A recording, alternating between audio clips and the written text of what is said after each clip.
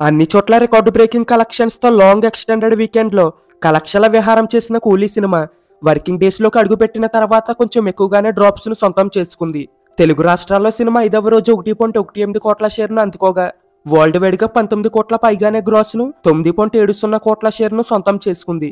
దీంతో total world wide గా cinema 5 రోజుల్లో సాధించిన కలెక్షన్స్ ను గమనిస్తే తమిళనాడులో 104.20 కోట్లు, కర్ణాటకలో 35.55 కోట్లు, కేరళలో 22.05 కోట్లు, హిందీ అలాగే రెస్ట్ ఆఫ్ ఇండియాలో 31.05 కోట్లు, ఓవర్సీస్ లో 156.06 కోట్ల గ్రాస్ ను అందుకున్న సినిమా 5 రోజుల్లో వరల్డ్ వైడ్ గా 406.06 కోట్ల గ్రాస్ ను 204.75 కోట్ల షేర్ ను సొంతం చేసుకుంది.